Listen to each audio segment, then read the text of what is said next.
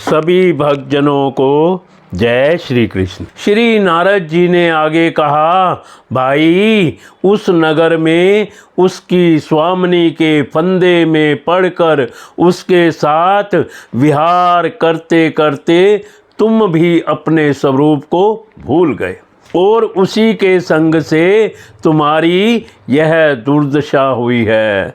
देखो, तुम ना तो विदर्भ राज की पुत्री ही हो और ना यह वीर मलय ध्वज तुम्हारा पति ही है, जिसने तुम्हें 9 द्वारों के नगर में बंद किया था। उस पुरंजनी के पति भी तुम नहीं हो। तुम पहले जन्म में अपने को पुरुष समझते थे और अब सती स्त्री मानते हो। यह सब मेरी ही फैलाई हुई माया है।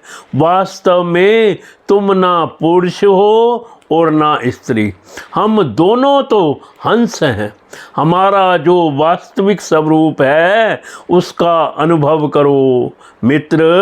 जो मैं ईश्वर हूँ वही तुम जीव हो। तुम मुझसे भिन्न नहीं हो और तुम विचार पूर्वक देखो, मैं भी वही हूँ जो तुम हो। ज्ञानी पुरुष हम दोनों में कभी थोड़ा सा भी अंतर नहीं देखते।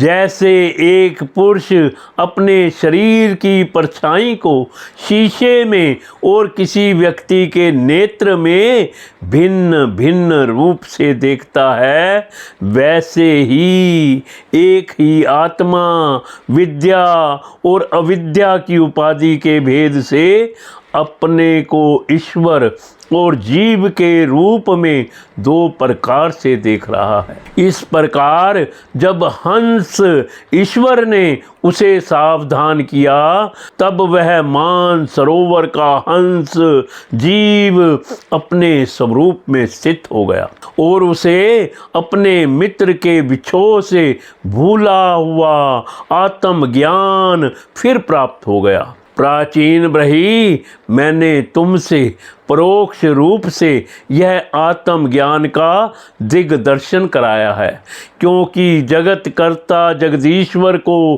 परोक्ष वर्णन ही अधिक प्रिय है। राजा प्राचीन ब्रही ने कहा, भगवन, मेरी समझ में आपके वचनों का अभिप्राय पूरा नहीं आ रहा है। विवेकी पुरुष ही इनका तात्पर्य समझ सकते हैं। हम कर्म मोहित जीव नहीं।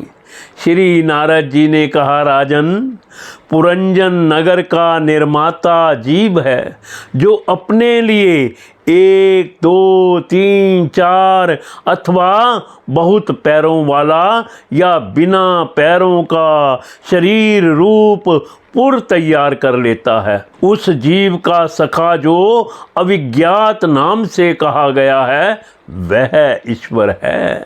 क्योंकि किसी भी प्रकार के नाम, गुण अथवा कर्मों से जीवों को उसका पता नहीं चलता।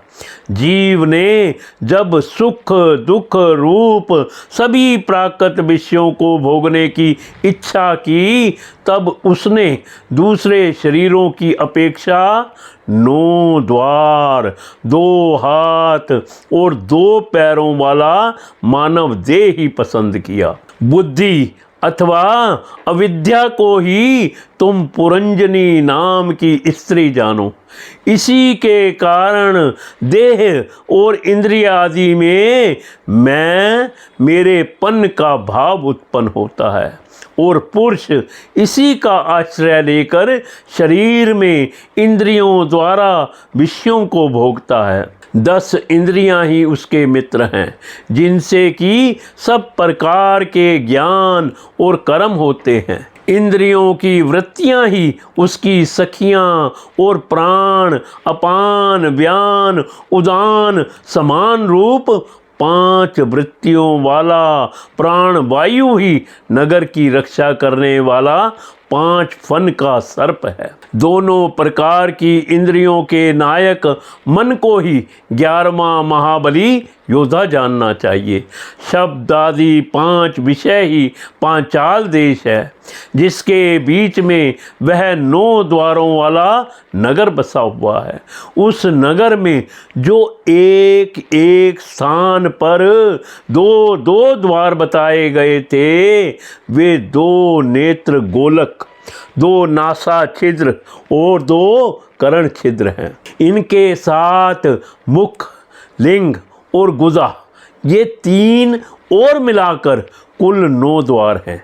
इन्हीं में होकर वह जीव इंद्रियों के साथ बाह्य विषयों में जाता है।